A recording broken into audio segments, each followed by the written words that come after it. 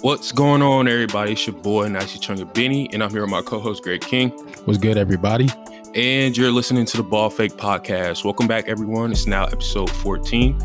Make sure you like and subscribe if you're on YouTube, and if you're on Apple Podcasts and Spotify, make sure you're, downloading our videos and giving us a nice little review. But thank you guys once again for joining us for another episode. We're now going to talk about the college basketball season, and we're going to start with the Gonzaga versus Auburn game. Greg, what were your thoughts on that game? Again, Gonzaga is so dominant, bro. From Jalen Suggs down to their front court, bro. Drew Timme had 28 points off 11 for 16 shooting. He's really showing that, hey, he can be a big dominant force for this team, bro, carrying forward. So I love to see that. Corey Kispert, again, had 25 points off of 9-14 shooting, shot 50% from the three-point line. Like, he was going crazy, bro. He was going crazy. And Jalen Suggs, again, had a decent game, 12 points, 6 assists, man, off of 6 of 9 shooting. So, man, they're stacked, bro. And they just keep showing that they're a well-coached team. They can get after on the defensive end. And they really shut down Auburn and made them take tough shots. Auburn only shot 37% from the field. So, just a well-rounded game from the Zags, bro. Right. And I think heading into today's game, we were curious as to how well Auburn would play due to the absence of Sharif Cooper, obviously. I think you could say to start the game, Auburn played as good as any team missing their key star player. They didn't let things get out of hand. They did give up a few tray balls to Gonzaga.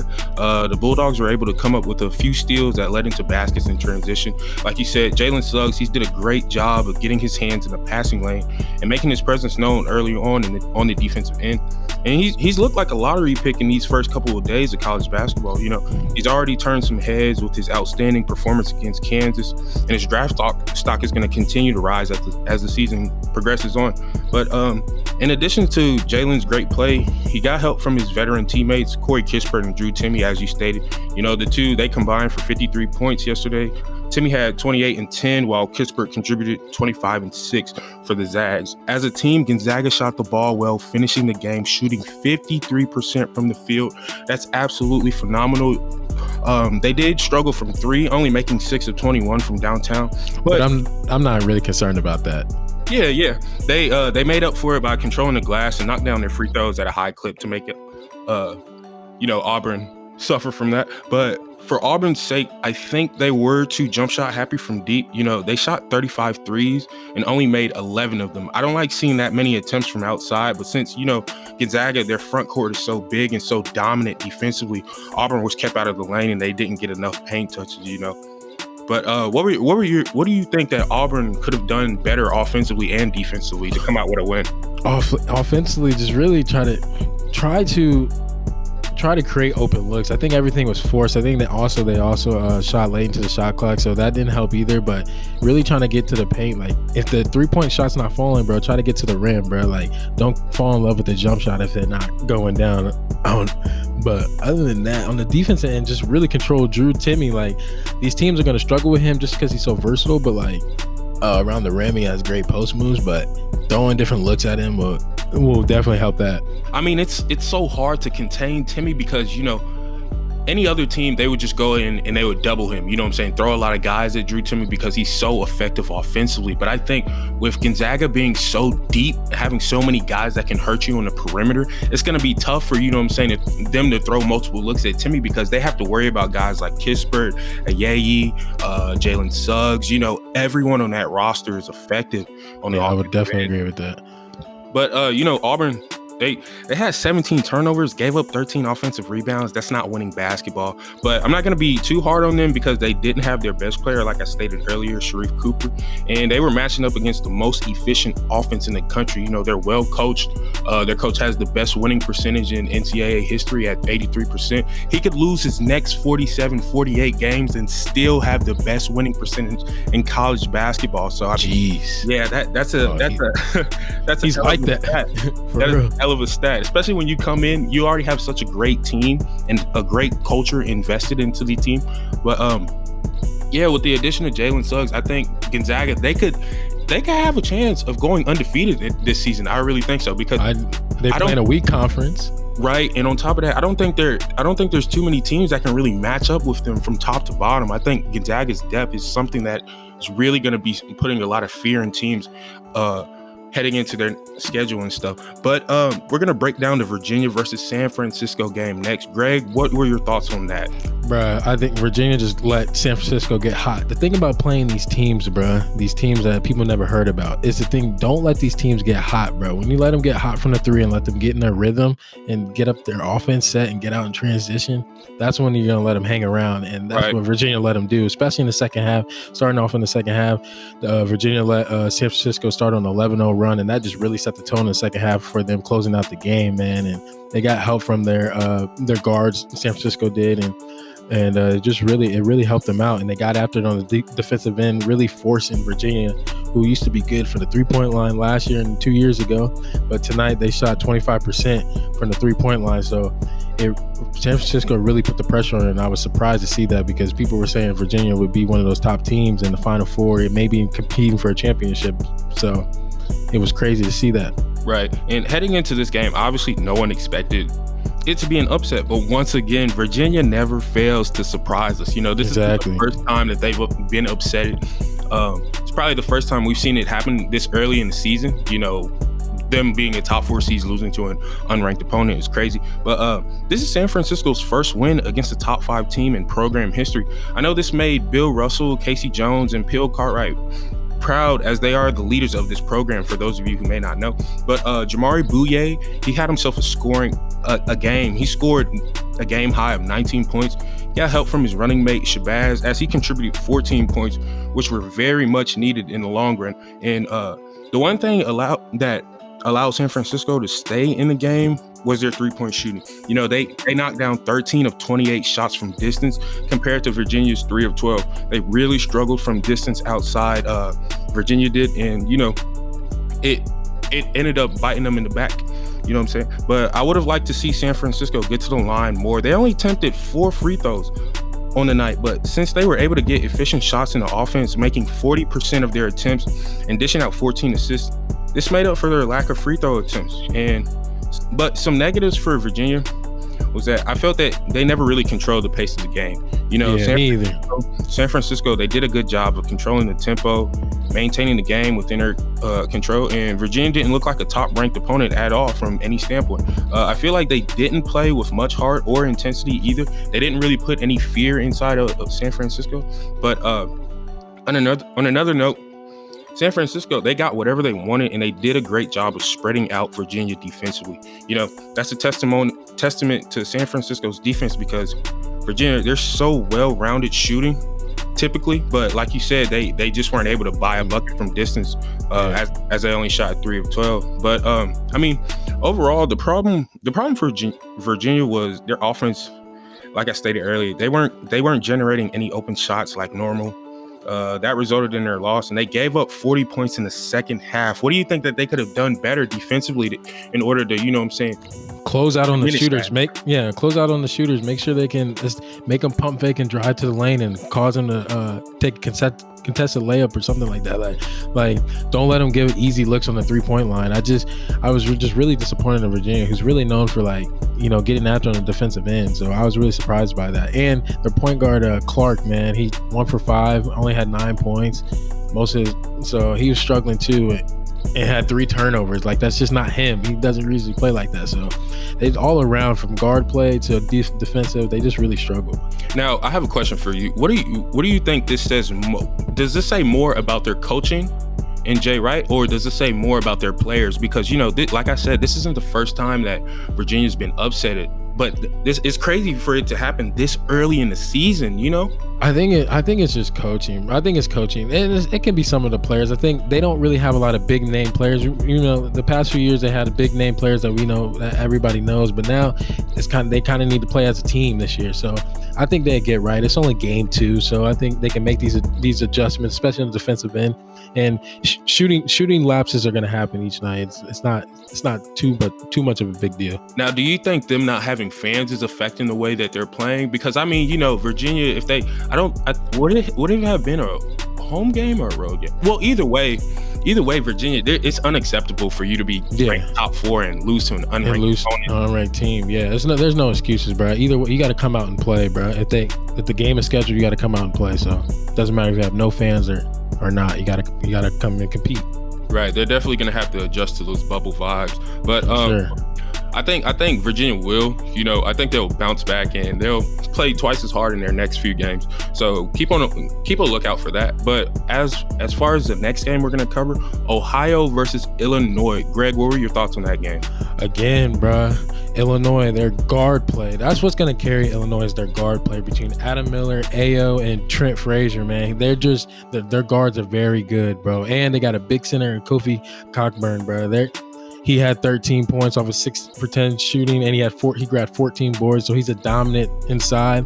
Adam Miller had 11 points. Ayo had 27, carrying the load. So their guard play in their front court is very good this year. I think Adam Miller, he surprised a lot of people, especially me this season, because I didn't expect him to be this effective on the offensive end. Well, it's the way they use him. He doesn't have to really create the offense. It's just really Trent Frazier and Ayo can drive to the lane and kick it out to Adam Miller and hit those knockdown shots. So.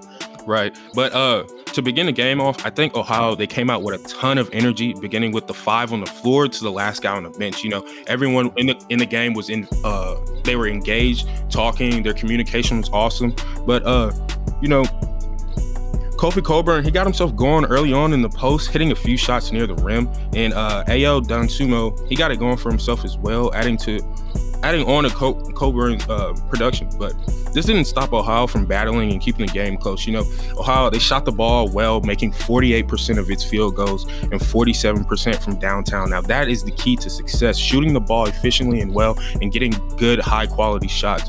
But the difference maker, I think, in the game was the rebound category. Illinois, they secured 45 boards compared to Ohio's 25. Now, you can make all the shots that you want in the world, but if you're not rebounding the ball and securing it and making sure you're not giving up extra possessions, you're not going to have the best chance of winning the game. But, 12 of those offensive rebounds,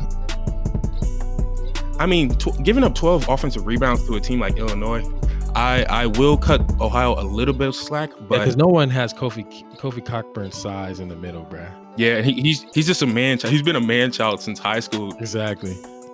But one thing kill and everything. Exactly, and one thing I want to point out about Ohio that they did well is as far as their guard play. Preston played really good. He had 31 points, but on the defensive side, they created 16 turnovers. That is huge for a team, unranked team who a lot of people don't know about, going into Illinois trying to get an upset. So I think 10 of them were off steals too, man. So they were able to turn those steals into buckets in transition. Exactly. But speaking of buckets, like you said, Jason Preston, he had himself a game. He scored 31 points, had 8 assists, secured 6 boards. He put the country on notice and didn't do it on his own. His teammates such as Vander, who contributed 20 points alongside 5 boards, and Wilson, who had a near double-double, giving Ohio 12 and 8. It really helped push the Fighting Illini to the wire.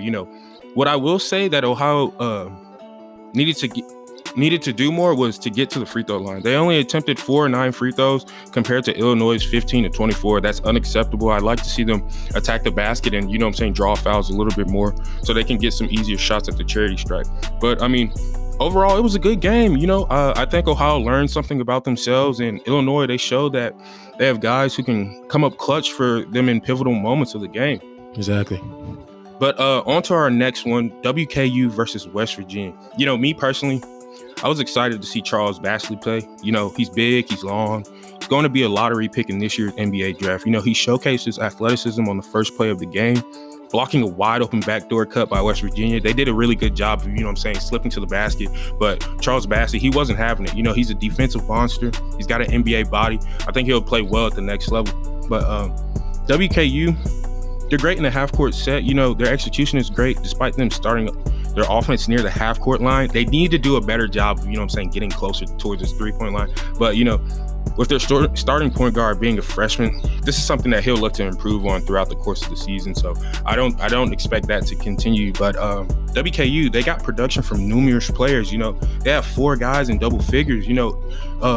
It's always great to see everyone get involved on the offensive end and showcase everyone on the team can all produce. But, in regards to West Virginia, they shot the ball well from outside and from the charity stripe. That was a surprise because typically West Virginia struggles from the three-point line. So it was good to see them knock down shots at a high clip. What do you think? How do you think Jordan McCabe played? He's a guy that a lot of people may have forgotten about. He was a high-ranked point guard coming out of his class, and you know what I'm saying? What's the 4-1 on him? I just think I think he's trying to find his groove, bro. He's very he can control the ball very well and really set up the offense and stuff like that. But I just think he's trying to find his groove. I'm surprised he's not starting, but I think he can eventually over the course of the year get to that starting role and contribute to the team.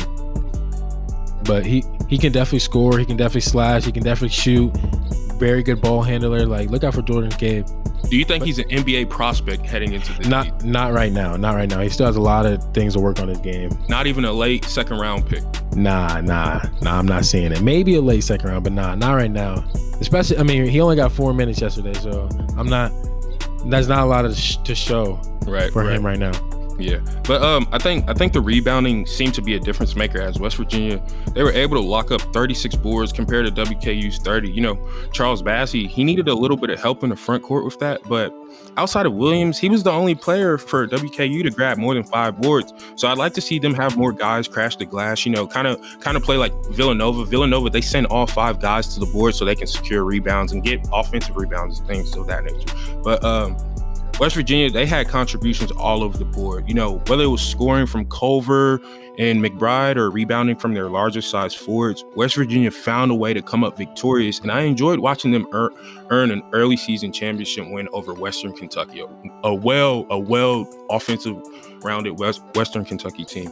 But our next game and final game that we're going to cover, Texas Tech versus Sam Houston State. Greg, what were your thoughts on that? Glad to see Matt McClung still dominating, bro. A lot of people don't know who Matt McClung is. He's a transfer from Georgetown. Boy is a dog, bro. He had 18 points yesterday off of 7 for 12 shooting. He's really a bucket getter, bro. He's a true scorer, natural scorer. He can light up the scoreboard, bro. And having him in a new environment, letting him do his thing just like he did at Georgetown I think this is a great fit for Matt McClung, and a lot of people are going to recognize him. So look out for him on Texas Tech this year. Right, and as expected, Texas Tech, they blew them out of the water. You know, Matt McClung, he looked great as he looks to have a breakout season for the Raiders this year. You know, McClung, he got it going early, knocking down his first few shots of the ball game. He's going to elevate them this season and give them a chance to make a deep postseason run. I think this can be an Elite 8, possibly a Final 4 team in the long run. But his backcourt mate, Terrence Shannon Jr., he will help him in the backcourt this year as he finished the game with 10 and 5. You know, he's a fast, athletic guard similar to McClung. You know, they're gonna be showtime in that backcourt for the Raiders this season. But I believe that they could possibly be one of the best backcourts in this college basketball season. You know, a lot of people are kind of sleeping on them. Not too many people know too much about Terrence Shannon Jr., but I really like how the two can, you know what I'm saying, play off of each other and offset what one another does. But as far as the game, Texas Tech, they started the game on a 24-4 run. You know, they were efficient from all aspects of the game. They controlled the glass. They shot the ball well, making 50% of their shots. A lot of teams made 48% of their shots last night. I don't know what it was about the rims and everything, but you know, guys were seeing the ball fall through the basket, and their 3-ball, it was falling as well. They made 7 of 17 baskets from distance. You know, that's around 42%. And an eyebrow raising stat is that they were able to make 80% of their free throws. This is such an underrated aspect of the game because, for real, you know, because they're free, right? And a lot of teams take those easy attempts from the line for granted. So I was happy to see them score from the charity stripe at a high clip. You know, everyone got involved on the offensive end, and as a team had a total of 16 assists compared to Sam Houston's 5. Now, I'm going to talk a little bit about Sam Houston. You know, they're going to be a decent team in their conference, but Sam Houston, on the other hand, they couldn't get much going for themselves in all aspects of the game. You know, they only made 17 of 54 shot attempts. That's obviously going to be a problem. They turned the ball over 18 times. Yeah, they couldn't buy a bucket from 3. They shot 22% beyond the arc, and they gave up too many possessions, like you stated, you know, giving up too many turnovers. But overall, those aren't winning characteristics. Yeah, and when these small teams playing these big time teams, you can't be turning over the ball, bro. Like you gotta be efficient on the offensive end, and you have to create turnovers on their side too. So to get those transition easy buckets for yourselves to pull out the upset, but they'll be fine, bro. They just have to learn and grow off of these games that these small schools are playing. So Right. If I'm Sam Houston, I wouldn't expect anything else from them. They kind of, fought in the second half a little bit, even though the scoreboard didn't really show it. But I think Sam Houston, they can definitely build off this. It can be a learning experience for them. And I wish them the best of luck this season. But guys, I think that's all we have for y'all today. Congratulations to Clyde, our first giveaway winner. He won the $300 Cash App cash prize. We're gonna be doing more giveaways in the future. Y'all let us know. Y'all be on our asses about that. If you want to get some free money, if y'all want to get other prizes and stuff, let us know. Give us some suggestions in the comment section. But thank you guys once again. Happy holidays. We appreciate y'all tuning in. Happy holidays. This is now episode 14 of the Ball Fake Podcast, and it's your boy Nicey Chunga Benny. I'm here with my co-host Greg King, and we out.